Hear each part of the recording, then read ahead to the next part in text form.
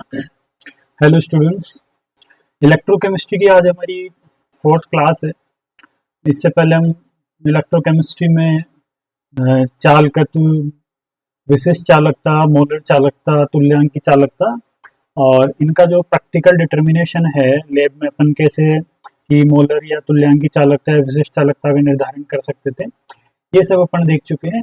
आज अपन इससे आगे देखेंगे, लेकिन उससे पहले थोड़ा सा अपन जो पिछली क्लास में अपन ने देखा था उसको थोड़ा सा रिकॉल करेंगे।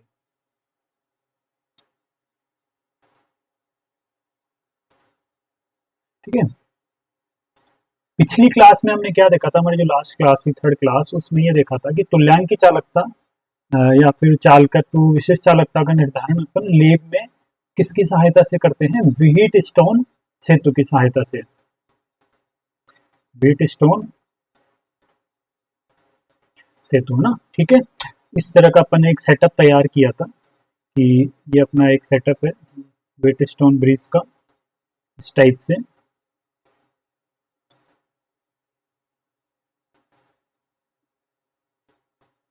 ठीक है। यहाँ पे अपन ने जो प्रतिरोध है R1 लगाया था इसके और इसके बीच में, और यहाँ पे हमारा जो प्रतिरोध था R2 वो हमने लगाया था। ठीक है। और ये जो पॉइंट ए और पॉइंट जो बी है इसके मध्य अपन ने एक मीटर लंबाई का ना 100 सेंटीमीटर लंबाई का अपन ने एक वायर लगाया था, और यहाँ से अपन ने इसको गैल्वेनोमीटर और एक जोकी से अपन ने इसको कनेक्ट किया था। ठीक है। और फिर इसके सिरे ए और बी के बीच में अपन ने एक बैटरी को कनेक्ट किया था पावर के लिए, के विद्युत धारा के प्रवाह के लिए। इस टाइप का अपना एक सेटअप था। ये जो पॉइंट था ये पॉइंट था सी, ये जो पॉइंट था ये डी था, और ये ई और ये एफ। इस टाइप का अपना एक सेटअप था ना। ठीक है। ये जो पॉइंट था ये एक्स था। ये सब अपन पिछली क्लास में पढ़ चुके हैं, इसलिए मैं थोड़ा जल्दी से इसको कवर कर रहा हूँ। R2 की जगह अपन ने यहाँ पे कंडक्टिविटी सेल लगाया था, चालकता सेल अपन ने R2 की जगह प्रयोग में लाया था। ठीक है। कि हमें कोई भी जो विद्युत अपघट्य है उस विद्युत अपघट्य की जो चालकत्व है, उसकी विशिष्ट चालकता है या फिर मोलर चालकता, कुछ भी कहे है ना, उसका निर्धारण करना था। माना कि हमारे पास ये कंडक्टिविटी सेल है, इसमें मैंने कोई विद्युत अपघट्य भरा हुआ है, इस कंडक्टिविटी सेल में मैंने विद्युत अपघट्य भरा हुआ है, और यहाँ पे ये हमारे इलेक्ट्रोड्स हैं। इन इलेक्ट्रोड्स को अपन ने किससे कनेक्ट किया? ये जो बिंदु ई और जो एफ की जो पॉइंट्स है इनको अपन ने इन इलेक्ट्रोड से कनेक्ट कर दिया। ठीक है। ये इसका पॉजिटिव इलेक्ट्रोड और ये इसका नेगेटिव इलेक्ट्रोड, इस टाइप से। ये बैटरी का पॉजिटिव टर्मिनल और बैटरी का नेगेटिव टर्मिनल, इस टाइप से। ये जो व्हीट स्टोन जो ब्रिज था इसका सेटअप हमने कल देखा था। यहाँ पे हमने क्या देखा था कि जब इसमें अपन करंट फ्लो करेंगे तो एक स्थिति ऐसी आएगी इसमें ये जो गैल्वेनोमीटर है, इस गैल्वेनोमीटर में जो विक्षेप है, जो गैल्वेनोमीटर में जो फ्लक्चुएशन है वो बिल्कुल शून्य हो जाएगा, इसमें कोई विक्षेप नहीं आएगा। तो वो क्या होगी? शून्य धारा की स्थिति होगी। यहाँ से I = G, शून्य धारा की स्थिति होगी ना। उस कंडीशन में क्या होगा? उस कंडीशन में जो R1 है और ये जो विद्युत अपघट्य है इसका प्रतिरोध है R2, और इस कंडीशन में ये किसके इक्वल रहेंगे? तार की जो लंबाई है x है ना, ये वाला जो इसका पार्ट है a और x, और फिर b और x है ना, इसके बराबर होता है। ये हमने देख लिया था। ठीक है। और इसकी सहायता से अपन ने किस चीज का निर्धारण किया था? एक तो इसका जो चालकत्व c है उसका निर्धारण अपन ने कर लिया था, और इसके बाद अपन ने जो विशिष्ट चालकता है, जो विशिष्ट चालकता है कप्पा, उसका निर्धारण अपन ने किया था।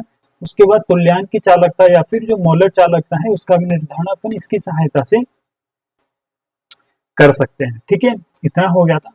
अब अगर मैं एक काम करूं, है ना, मैंने जितना भी ये कुछ किया, अगर मैं इस पर पानी फेर दूंगा ना, पानी फेरने का मतलब है कि ये जो विद्युत अपघट्य है इसमें मैंने क्या मिला दिया? पानी मिला दिया। पानी, जल। ठीक है। वाटर मैंने इसमें मिला दिया। अब वाटर अगर मैंने इसमें मिला दिया तो वाटर मिलाने के बाद अब मेरा जो विद्युत अपघट्य जो पहले था अब वो नहीं रहेगा, थोड़ा सा चेंज हो गया ना। चेंज इस वजह से हो गया कि हमने इसको क्या कर दिया? तनु कर दिया, डाइल्यूट इसको कर दिया। हमने इसको क्या कर दिया? डाइल्यूट कर दिया ना। कोई भी जो विद्युत अपघट्य होता है, अगर उसमें अपन जो विलायक है वो अगर एक्स्ट्रा अगर अपन मिला दे, है ना, अधिक मात्रा में अगर अपन विलायक मिला दे, तो वो विलयन क्या हो जाता है, तनु हो जाता है ना, डाइल्यूट हो जाता है। जितना अधिक मिलाएंगे उतना ज्यादा डाइल्यूट होता जाएगा। तो मैंने इस जो पूरे किए कराए पे इस पे पानी फेर दिया, यानी कि इसमें क्या मिला दिया, पानी मिला दिया और इसको तनु कर दिया। अब मैं इसको तनु कर दूंगा तो किस पे इफेक्ट पड़ेगा, एक तो इसके चालकत्व सी पे, इसकी जो चालकत्व सी आएगा वो नया आएगा, विशिष्ट चालकता इसकी चेंज हो जाएगी, है ना, इसकी तुल्यांक की चालकता चेंज हो जाएगी और इसकी जो मोलर चालकता है वो भी चेंज हो जाएगी। वो मैं फिर से दोबारा से यही सेटअप लगा के इसके लिए मैं डिटरमाइन करूंगा। ठीक है, ठीक है, अब आगे चलते हैं अपन।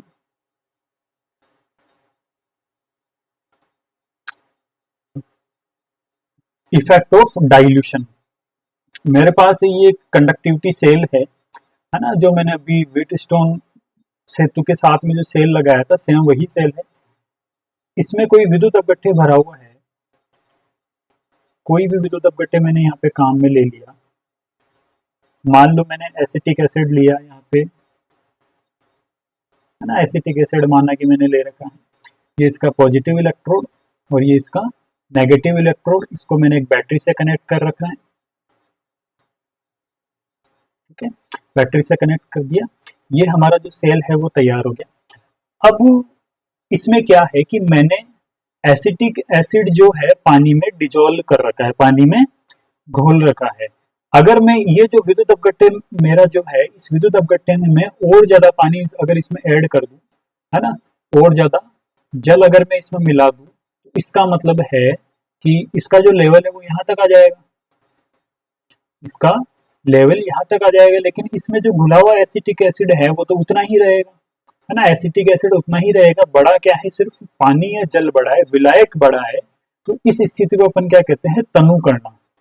इस स्थिति को अपन क्या कहेंगे, तनु करना, यानी कि डाइल्यूट, डाइल्यूशन करना, है ना, तनु करना।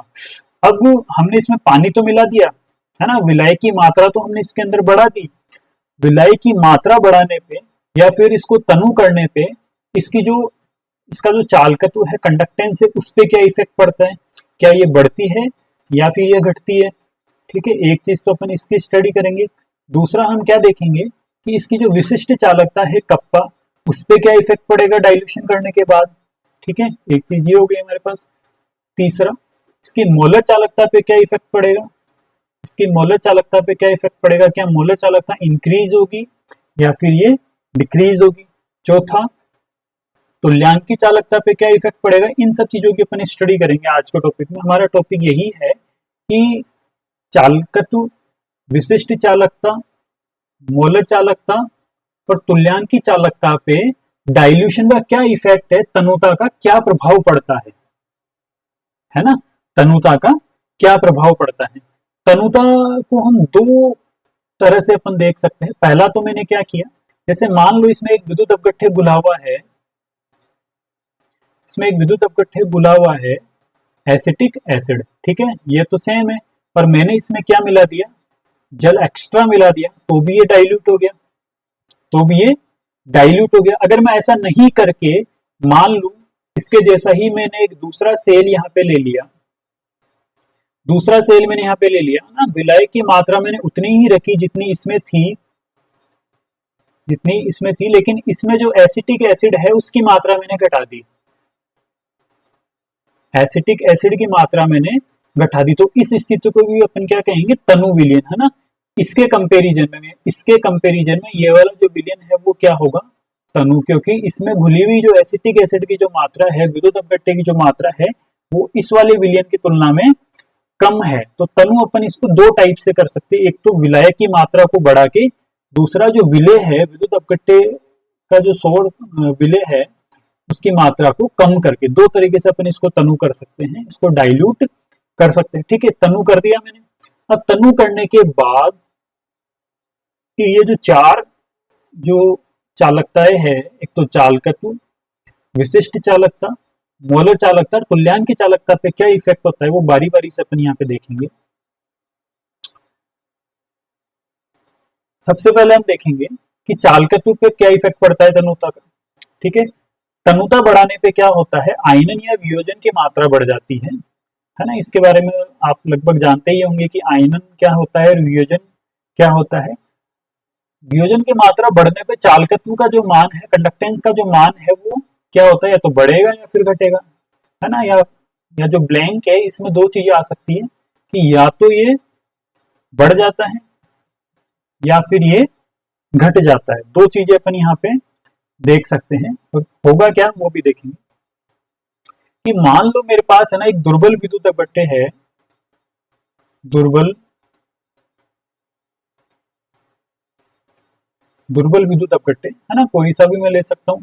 जैसे मैंने लिया NH4Cl, ये एक दुर्बल विद्युत अपव्यय है जो कि जल में इसको घोलने पे पूर्ण रूप से ये वियोजित नहीं होता है। वही दुर्बल विद्युत अपव्यय है जो जल में घोलने पे पूर्ण रूप से वियोजित नहीं होता है, अल्प मात्रा में ये वियोजित होते हैं। इनका जो डिसोसिएशन है वो लेस अमाउंट में होता है। जैसे NH4Cl है, ये कुछ मात्रा में अगर वियोजित होता है तो ये NH4 पॉजिटिव और Cl नेगेटिव आयनों में ये वियोजित होगा, ठीक है। लेकिन ये कंप्लीटली वियोजित नहीं होगा। जिस भी विलयन में या जल में अपन इसको घोल रहे हैं, उस जल में NH4Cl भी उपस्थित होगा, है ना, ठोस अवस्था में, और NH4 plus ion, ammonium ion और क्लोराइड आयन भी उपस्थित होंगे, तीनों उपस्थित होंगे ना, ठीक है। मान लो मैं इसके 100 मॉलिक्यूल लेके चल रहा हूँ, और 100 मॉलिक्यूल्स में से केवल, है ना, 30 मॉलिक्यूल ही यहाँ पे क्या हुए, वियोजित हुए। तो 30 तो क्या बनेंगे, अमोनियम आयन, और यहाँ पर भी 30 क्लोराइड आयन, और बचे हुए 70 जो अमोनियम क्लोराइड के मॉलिक्यूल है वो ऐसे ही मतलब कि अवियोजित अवस्था में रहेंगे या ठोस अवस्था में रहेंगे, ठीक है। इतना होने के बाद अब मैं क्या करूंगा, इसको तनु करूंगा, या फिर मैं इसमें क्या मिलाऊंगा, जल मिलाने पर, जल मिलाने पे क्या होगा, जल मिलाने पे ये अमोनियम क्लोराइड है, इसकी वियोजन की मात्रा बढ़ जाएगी। यानी कि पहले इसके 30 जो अणु थे केवल वही वियोजित हो रहे थे। मान लो मैंने इसमें थोड़ा सा जल मिलाया, तो जल मिलाने पे इसके जो 50 मॉलिक्यूल है वो वियोजित हो गए, और अमोनियम जो आयन है वो कितने हो गए, 50 हो गए समझाने के लिए केवल, और क्लोराइड आयन भी कितने हो गए, 50। यानी कि हुआ क्या, यहाँ पे जो वियोजन की मात्रा है जिसको अपन अल्फा से डिनोट करते हैं वो बढ़ गई, वियोजन की मात्रा बढ़ गई, है ना। जो अणु है वो और अधिक मात्रा में वियोजित हो गए, वियोजन की मात्रा में वृद्धि हुई, वियोजन की मात्रा में वृद्धि होती है। अगर वियोजन की मात्रा में वृद्धि होती है तो इससे क्या हुआ, इससे हुआ आयंस बढ़ गए, आयनों की मात्रा में क्या हो गई, वृद्धि हो गई। इससे आयन क्या हो गए, इंक्रीज हो गए। हमें चाहिए क्या, हमें आयन ही तो चाहिए। चालकत्व के लिए हमें क्या चाहिए, आयन चाहिए, क्योंकि विद्युत धारा का प्रवाह कौन करेगा, विद्युत धारा को लेके कौन जाएगा, आयंस लेके जाएंगे। इसलिए हमें आयनों से मतलब है, अगर आयन ज्यादा होंगे तो जो इसका चालकत्व C है वो ज्यादा होगा, अगर आयन कम होंगे तो चालकत्व जो C है वो कम होगा। तो यानी कि हम ये कहेंगे कि तनु करने पे, किसी भी दुर्बल विद्युत अपघट्य को तनु करने पे उसके वियोजन की मात्रा बढ़ जाती है। वियोजन की मात्रा बढ़ने पे आयंस, नंबर ऑफ आयंस या आयनों की संख्या बढ़ जाती है, और आयनों की संख्या बढ़ने पे जो चालकत्व है, चालकत्व C है वो भी इंक्रीज हो जाता है, ठीक है। तो ये जो हमारा खाली स्थान है यहाँ पे क्या आएगा, मान बढ़ जाता है ना। चालकत्व पे क्या इफेक्ट पड़ेगा, चालकत्व इसका इंक्रीज हो जाएगा, ठीक है, ये बात होगी। दूसरा अगर अपन देखिए प्रबल विद्युत अपघट्य के लिए क्या होगा, प्रबल विद्युत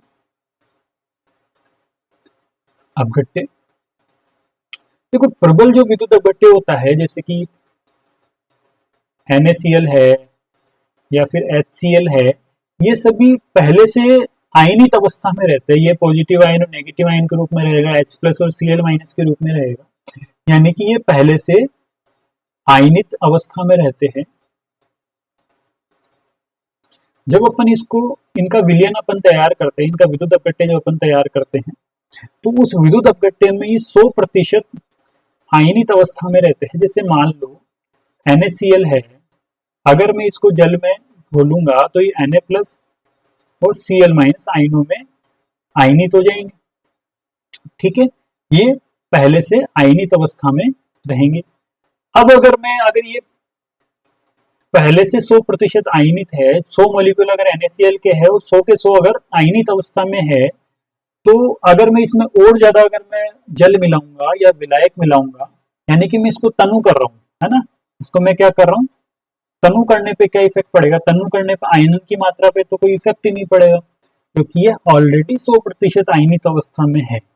तो अगर ये 100% आयनित अवस्था में है, तो फिर तनु करने पे इनके चालकत्व पे क्या प्रभाव पड़ेगा वो अपन देखते हैं, है ना। मान लो पहले ये इस बीकर में थे, और इस बीकर में ये जो विद्युत अपघट्य है इसका लेवल ये है, इसका लेवल ये है, इसमें एक तो पॉजिटिव आयन और इसमें एक नेगेटिव आयन है, और अगर मैं इसमें और ज्यादा जल मिला दूं तो इसका लेवल बढ़ जाएगा, यानी कि विलायक की मात्रा ज्यादा हो गई, विलायक की मात्रा ज्यादा हो गई, लेकिन आयनों की संख्या उतनी ही है, ये प्लस और ये नेगेटिव आयन, ठीक है। अगर अपन पहले वाली बीकर में और दूसरे वाले बीकर को अगर ध्यान से देखिए, तो यहाँ पे जो पॉजिटिव और नेगेटिव आयन है इनके बीच की दूरी कम है, इनके अगर बीच की दूरी कम है तो प्लस और माइनस के बीच में जो आकर्षण बल होगा वो अधिक होगा, अंतरा आणविक आकर्षण बल अधिक होंगे।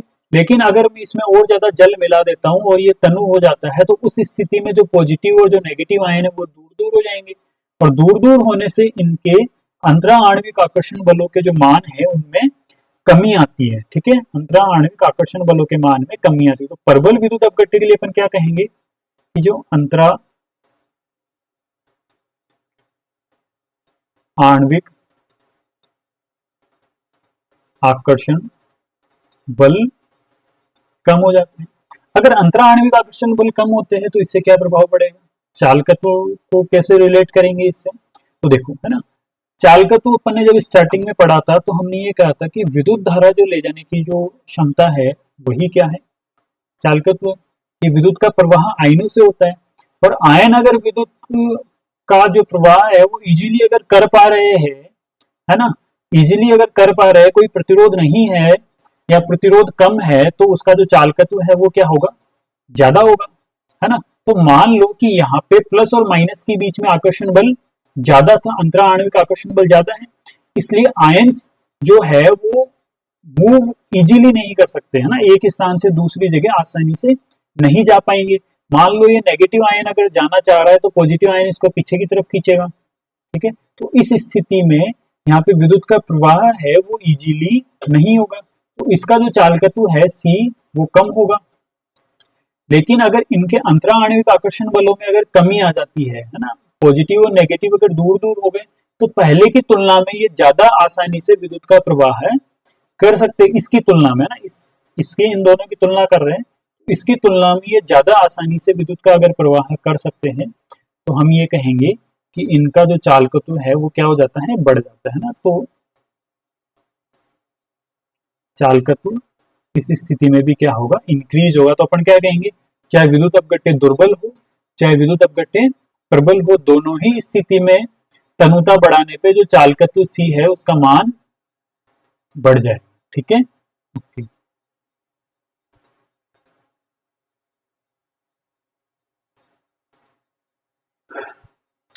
अगला हमारा टॉपिक है कि विशिष्ट चालकता पे क्या प्रभाव पड़ेगा,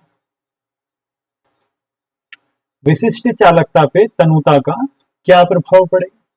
ये समझने से पहले अपन सबसे पहले देखेंगे कि विशिष्ट चालकता है क्या, विशिष्ट चालकता कप्पा किसके इक्वल है, C into L upon E, है ना। और जब अपन विशिष्ट चालकता जब अपन पढ़ रहे थे तभी मैंने आपको बताया था कि अगर L बराबर 1 हो जाए और A बराबर भी अगर 1 सेंटीमीटर स्क्वायर हो, है ना, तो इनका जो आयतन है वो कितना होगा, V क्या होगा, L इंटू A, अगर दोनों को मल्टीप्लाई करेंगे तो 1 सेंटीमीटर क्यूब, है ना। इस स्थिति में अगर L 1 है और A क्या है, ये भी 1 है, तो जो कप्पा होगा वो क्या आएगा, यानी कि विशिष्ट चालकता किसके इक्वल होगा, इसके चालकत्व के बराबर। तो हम क्या कहेंगे, अगर 1 सेंटीमीटर क्यूब अगर कोई विलयन है, 1 सेंटीमीटर क्यूब यानी 1 सेंटीमीटर क्यूब आयतन का अगर कोई विद्युत अपघट्य है, तो उस विद्युत अपघट्य की जो विशिष्ट चालकता है वो उसकी चालकत्व के बराबर होगी। कप्पा बराबर किसके होगा, सी के, है ना, बशर्ते जो आयतन है वो कितना होना चाहिए, 1 सेंटीमीटर क्यूब। इतना समझ में आया। अब मेरे पास एक 1 सेंटीमीटर क्यूब आयतन का एक कंटेनर है।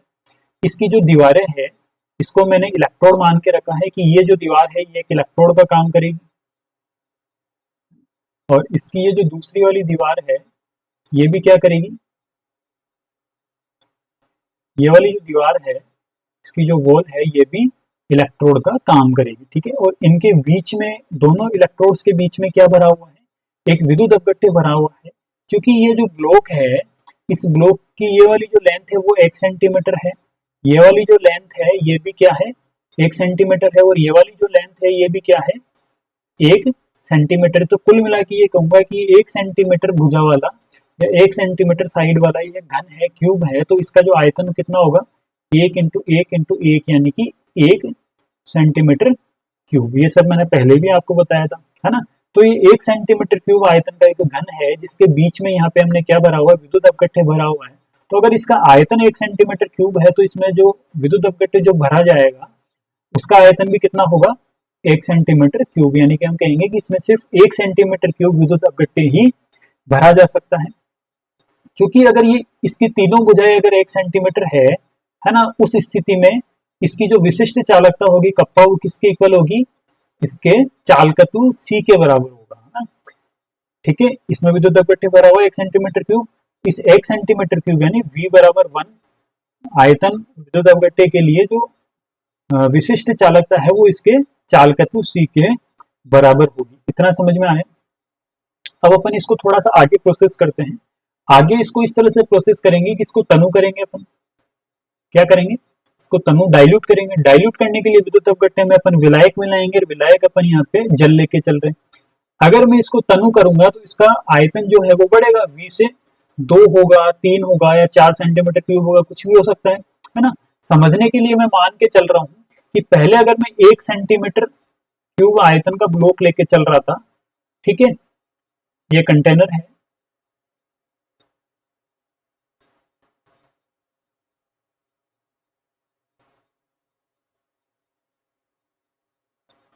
एक सेंटीमीटर क्यूब का पहले लेके चल रहा था। अब मैंने इसको पानी मिला के, है ना, इसको बड़ा भी कर दिया, और इसमें जल मिला के इसका जो आयतन है, टोटल आयतन है वो कितना बढ़ा दिया मैंने, ये 1 सेंटीमीटर क्यूब और बढ़ा दिया। तो इसका जो टोटल आयतन है वो कितना हो गया, V is equals to 2 centimetre cube, ठीक है। आयतन बढ़ गया, है ना, यानी कि जल की मात्रा बढ़ा दी अपन ने। तो जल की मात्रा बढ़ा दी तो विलयन क्या हो गया, तनु हो गया, विलयन तनु हो गया। अब तनु होने के पश्चात इसकी जो विशिष्ट चालकता है उस पर क्या प्रभाव पड़ेगा अपन वो देखना चाह रहे हैं, ठीक है। तो विशिष्ट चालकता जो है वो क्या है, सबसे एक बार यहां से अपन एक कंक्लूजन अगर अपन निकाले तो 1 सेंटीमीटर क्यूब जो विद्युत अपघट्य है उसका जो चालकत्व है C, वही क्या है, विशिष्ट चालकता है, ठीक है।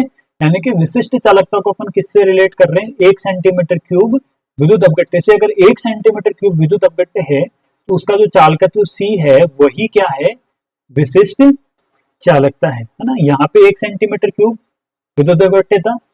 अगर ये जो पूरा कंटेनर अगर इसको मैं 2 भाग में अगर बांटू, इसको 2 भाग में अगर बांट दूं तो ये एक भाग इसका 1 सेंटीमीटर क्यूब हो गया, इसका ये दूसरा भाग भी क्या हो गया, 1 सेंटीमीटर क्यूब हो गया। तो अगर इसमें भी 1 सेंटीमीटर क्यूब विद्युत अपघट्य भरा है, इसमें भी 1 सेंटीमीटर क्यूब विद्युत अपघट्य भरा है, तो फिर इनमें अंतर क्या है, इनमें अंतर यह है कि मान लो कि यहाँ पे जो विद्युत अपघट्य था उसमें 100 आयन थे। कितने आयन थे, 100 आयन थे। अब इसी में मैंने पानी मिला के इसको इसका आयतन बढ़ा दिया ना, इसी में मैंने इसमें पानी मिलाया है, ठीक है। आयन पहले इसी में 100 थे, तो अब भी इसमें टोटल मिला के कितने आयन होंगे, 100, क्योंकि मैंने आयन्स को नहीं बढ़ाया है ना, मैंने कोई विद्युत अपघट्य एक्स्ट्रा नहीं मिलाया इसमें, मैंने केवल इसमें जल मिलाया है। तो जल मिलाया तो आयनों की संख्या तो उतनी की उतनी रहेगी। 100 अगर यहाँ पे आयन थे तो 100 आयन ही यहाँ पे रहेंगे, लेकिन अब इसका आयतन बढ़ गया, ठीक है। पहले मैं ये कह सकता था कि 1 सेंटीमीटर क्यूब आयतन में 100 आयन है, अब मैं ये कहूंगा कि 2 सेंटीमीटर क्यूब जो आयतन है उसमें 100 आयन है। तो अगर इस पूरे में 100 आयन है तो मैं ये कह सकता हूँ कि मान लो 50 इधर है और 50 इधर है। 50 आयन इस साइड है लेफ्ट में और 50 आयन इस साइड राइट में है। ठीक है, कुल मिला के मैंने क्या कहा कि ये वाला जो पार्ट है वो 1 सेंटीमीटर क्यूब है और ये वाला पार्ट भी क्या है, 1 सेंटीमीटर क्यूब है। इसमें आयन्स कितने हैं, 50, और इसमें आयन कितने हैं, 50, है ना। कंक्लूजन हमने ये निकाला कि इकाई आयतन, 1 सेंटीमीटर आयतन को अपन क्या बोल सकते हैं, इकाई आयतन। पहले इकाई आयतन में कितने आयन थे, 100। अब इकाई आयतन में कितने आयन है, इकाई आयतन में कितने आयन से यहाँ पे 50। तो देखो कितना अच्छा कंक्लूजन है इससे कि तनुता बढ़ाने पे इकाई आयतन में आयनों की संख्या में कमी आ रही है ना। मैं यही समझाना आपको चाह रहा हूं कि अगर मैं आयतन बढ़ाऊंगा, इसमें जल मिलाऊंगा, तो जो 1 सेंटीमीटर क्यूब जो आयतन है उसमें आयनों की संख्या क्या हो जाएगी, कम हो जाएगी। अब इससे अपन अगला कंक्लूजन अपन इजीली निकाल सकते हैं। इकाई आयतन के लिए कप्पा कितना है, C। तो यहां से देखिए कि अगर आयनों में ही अगर कमी हो गई, नंबर ऑफ आयन ही कम हो गए, विद्युत धारा ले जाने वाले आयन ही कम हो गए, तो क्या C डिक्रीज होगा या नहीं होगा, क्या होगा, C डिक्रीज होगा। तो कप्पा भी क्या होगा, डिक्रीज होगा यहाँ पे, है ना। तो तनुता बढ़ाने पे जो विशिष्ट चालकता है उसका मान कम हो जाता है। ठीक है, अगर अपन इसको सिस्टमेटिक लिखे तो अपन क्या लिख सकते हैं कि मैंने क्या किया, सबसे पहले तनुता बढ़ाया, तनुता बढ़ाने पर, तनुता बढ़ाने पे क्या हुआ, आयतन आयतन में वृद्धि हुई, आयतन में वृद्धि होती है। आयतन में वृद्धि होने से क्या हुआ, इकाई आयतन,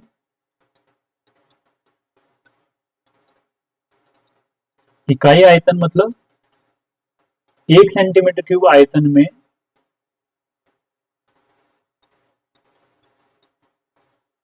आयनों की संख्या में कमी आती है। अगर आयनों की संख्या में अगर कमी आती है तो विशिष्ट चालकता में भी क्या आएगी,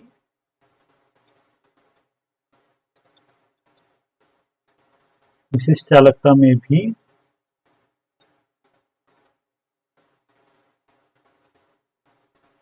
कमी होती है। अतः अपन क्या कह सकते हैं, अतः तनुता बढ़ाने पर विशिष्ट चालकता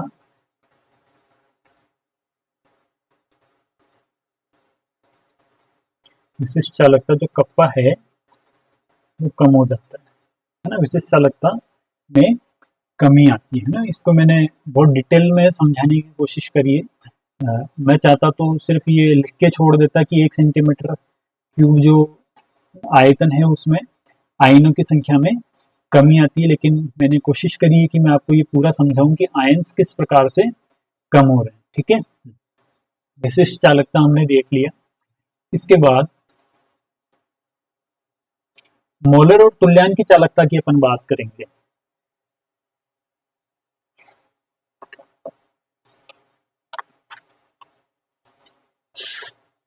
मोलर और तुल्यांक की चालकता की अपन बात करेंगे।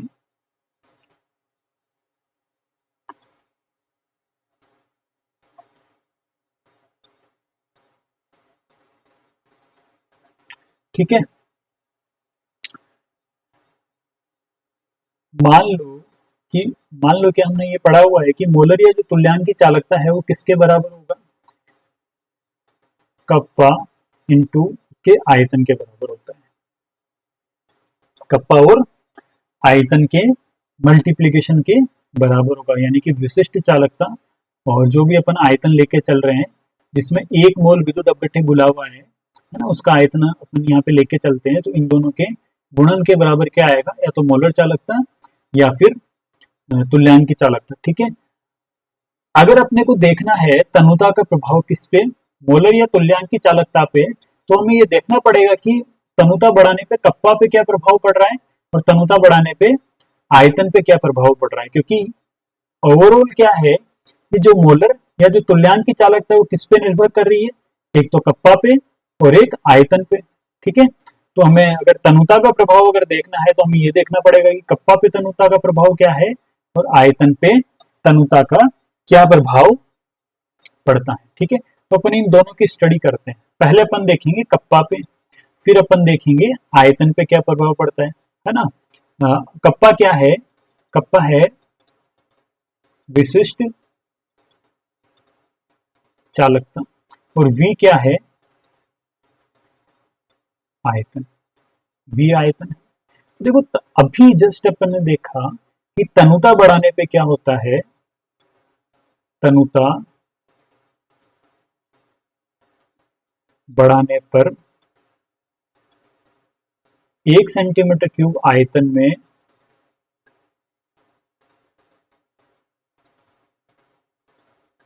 जो आयनों की संख्या है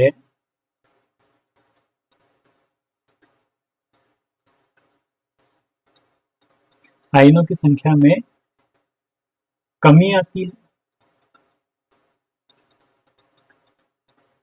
अगर आयनों की संख्या में अगर कमी आ रही है तो अभी जैसे अपने कंक्लूजन निकाला था कि कप्पा क्या होगा, डिक्रीज होगा। ठीक है, एक चीज समझ में आई। दूसरा है अगर मैं तनुता बढ़ा रहा हूं, एक्स्ट्रा अगर मैं उसमें जल मिला रहा हूं तो आयतन में क्या होती है, वृद्धि होगी।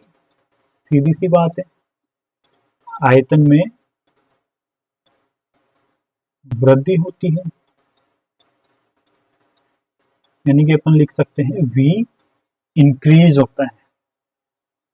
ठीक है, V इंक्रीज हो गया। अब अपन आगे चलते हैं।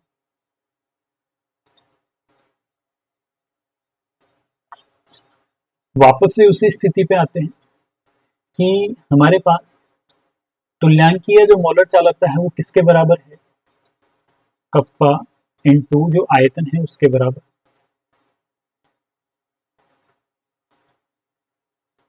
ठीक है,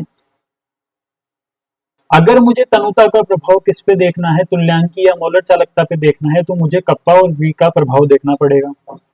कप्पा और V पे क्या प्रभाव पड़ता है।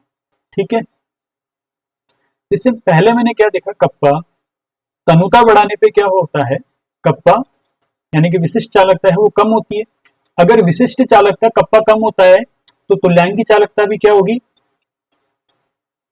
डिक्रीज होगी, है ना। क्योंकि इस फॉर्मूले से अपन क्या देख सकते हैं कि ये किसके समानुपाती है, कप्पा के। तुल्यांकी या फिर मोलर चालकता किसके समानुपाती है, कप्पा के। और ये भी अपन कंक्लूजन निकाल सकते हैं कि आयतन के भी समानुपाती है ना। तो यहाँ से अगर कप्पा डिक्रीज होता है तो मोलर या तुल्यांकी चालकता भी डिक्रीज होगी। एक चीज तो अपने पास ये है। दूसरा ये है तनुता बढ़ाने पे आयतन में क्या फर्क पड़ रहा है, तनुता बढ़ाने पे आयतन बढ़ रहा है। अगर आयतन अगर बढ़ रहा है तो इससे देखिए कि आयतन बढ़ेगा तो मोलर और तुल्यांकी चालकता भी क्या होगी, इंक्रीज होगी। मोलर और तुल्यांकी चालकता भी इंक्रीज हो रही। तो हमारे लिए क्या है कि ये जो स्थिति है ये विरोधाभास की स्थिति हो गई, कन्फ्लिक्ट यहाँ पे हो गया कि एक तरफ तो क्या है कि मोलर या तुल्यांकी चालकता में कमी हो रही है और दूसरी तरफ मोलर या तुल्यांकी चालकता में वृद्धि हो रही है। अब हम क्या मान के चले, अपन ओवरऑल इसमें कमी माने या ओवरऑल इसमें वृद्धि मान के अपन चले, है ना। तो जब ऐसी स्थिति आती है कि जब कोई फैक्टर है वो दो फैक्टर्स पे डिपेंड करता है ना, जैसे यहाँ पे जो लेमडा है वो कप्पा और V दोनों पे डिपेंड कर रहा है और दोनों के जो इफेक्ट है, दोनों का जो प्रभाव है वो अपोजिट है। एक की वजह से जो मोलर तुल्यांकी चालकता है वो कम हो रही है और दूसरे की वजह से मोलर या तुल्यांकी चालकता बढ़ रही है। तो ऐसी स्थिति में अपन क्या डिसीजन ले, ऐसी स्थिति में अपन डिसीजन लेते हैं डिसाइडिंग फैक्टर जो होता है उसके बेसिस पे। डिसाइडिंग फैक्टर के बेसिस पे अपन फाइनल डिसीजन लेंगे, अपन आखिरी कंक्लूजन निकालेंगे कि मोलर या फिर जो तुल्यांकी चालकता है उसमें वृद्धि होगी या फिर उसमें कमी होगी। डिसाइडिंग फैक्टर कौन होगा, देखो डिसाइडिंग फैक्टर या तो कप्पा हो सकता है या फिर आयतन हो सकता है ना।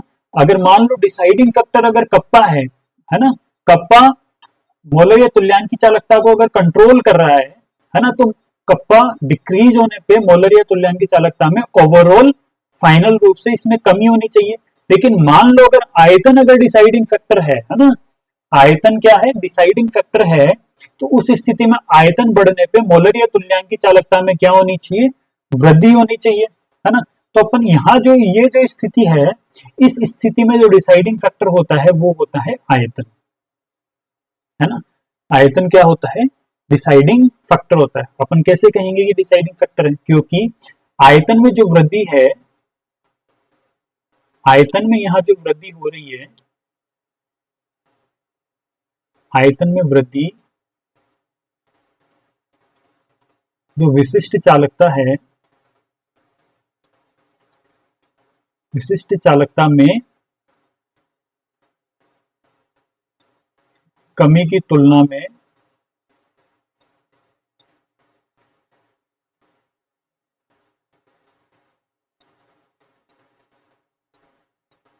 अधिक होती है ना। आयतन में जो वृद्धि हो रही है ना, वो कप्पा में जो कमी हो रही है ना उसकी तुलना में ज्यादा है ना। तो ज्यादा है तो जो जिसका प्रभाव ज्यादा है ना, उसी का इफेक्ट काम आएगा। तो आयतन में वृद्धि होने से जो तुल्यांक या मोलर चालकता है उसमें वृद्धि हो रही है। तो ओवरऑल अपन क्या कहेंगे कि तनुता बढ़ाने पे, तनुता बढ़ाने पर जो मोलर या तुल्यांक की चालकता है,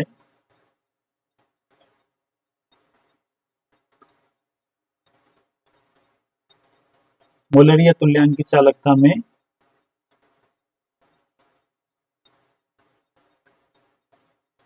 वृद्धि होती है। बस ये इसमें थोड़ा समझने का था। अब थोड़ा इससे आगे चलते हैं।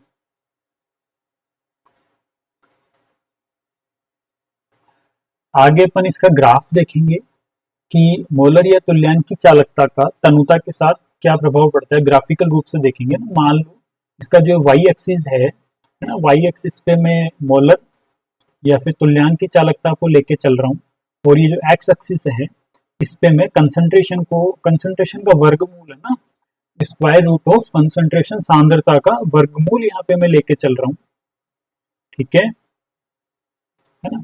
तो देखो इस साइड सांद्रता ज्यादा होगी और इस साइड सांद्रता कम होगी। तो जिस साइड सांद्रता कम है तो कम होने का मतलब है कि विलयन उधर क्या है, तनु है। तो तनुता इस साइड बढ़ रही है, पीछे की ओर जाने पे तनुता बढ़ रही है। इस चीज का ध्यान रखना इस ग्राफ में ना, ठीक है। यहाँ पे एक ये जो लाइन है ये है प्रबल विद्युत अपघट्य के लिए ये रेखा आती है, प्रबल विद्युत अपघट्य के लिए, है ना। अगर ये प्रबल विद्युत अपघट्य के लिए है तो दुर्बल विद्युत अपघट्य के लिए क्या आएगा, दुर्बल विद्युत अपघट्य के लिए इस प्रकार की एक रेखा आती है ना। दोनों के लिए बिहेवियर अलग अलग होता है,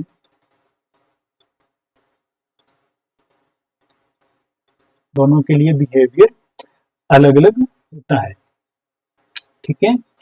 अब अपन अगर देखना चाहे कि दुर्बल विद्युत अपघट्य के लिए इस प्रकार की एक रेखा आती है, अगर अपन तुल्यांक चालकता या और सांद्रता के बीच में अगर अपन एक ग्राफ खींचे तो दुर्बल विद्युत अपघट्य के लिए इस प्रकार का वक्र आता है, और प्रबल विद्युत अपघट्य के लिए एक सरल रेखा अपने को मिलती है ना।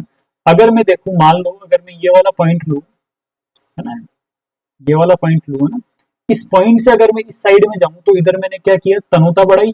तनुता बढ़ाने पे ये ग्राफ पहले जो यहाँ था, तुल्यांक की चालकता जो पहले यहाँ थी, अब वो कहाँ पहुंच गई, यहाँ पे, यानी कि तुल्यांक की चालकता में इतना अंतर आ गया, है ना।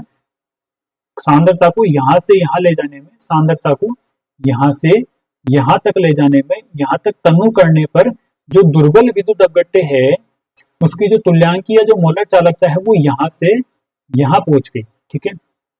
इस स्थिति में प्रबल विद्युत अपघट्य अगर होता तो उस पर क्या इफेक्ट पड़ता, है ना। प्रबल विद्युत अपघट्य को अगर अपन इस सांद्रता से अगर यहाँ तक अगर अपन लेके आते तो उसकी जो मोलर या तुल्यांक की चालकता है उसमें कितना अंतर आता, यहाँ से यहाँ तक। इन दोनों को अगर अपन मैं यहाँ से इस तरह से अगर लाइन खींचू ना तो फिर अपन देख सके सिर्फ इतना अंतर आ रहा है ना। ग्राफ को थोड़ा पढ़ना आना चाहिए अपने को कि दुर्बल विद्युत अपघट्य के लिए इतना ज्यादा अंतर आता है और प्रबल विद्युत अपघट्य के लिए सिर्फ इतना सा अंतर आता है ना। तो मैं क्या कह सकता हूँ कि जो प्रबल विद्युत अपघट्य होते हैं उनके लिए लैम्डा एम और जो लैम्डा इक्विवेलेंट है तुल्यांक की चालकता के जो मान है वो धीरे धीरे बढ़ते हैं, है ना। प्रबल विद्युत अपघट्य के लिए मान है ना बहुत कम बढ़ा है, जबकि दुर्बल विद्युत अपघट्य के लिए मैं यहाँ से यहाँ पहुंच गया ना, तो इसके मान में ज्यादा वृद्धि हुई है और प्रबल विद्युत अपघट्य के लिए जो तुल्यांकी चालकता है या मोलर चालकता है उसके मान में वृद्धि कम हुई है ना, तो कम हुई है तो हम क्या कह सकते हैं कि प्रबल विद्युत अपघट्य के लिए मोलर चालकता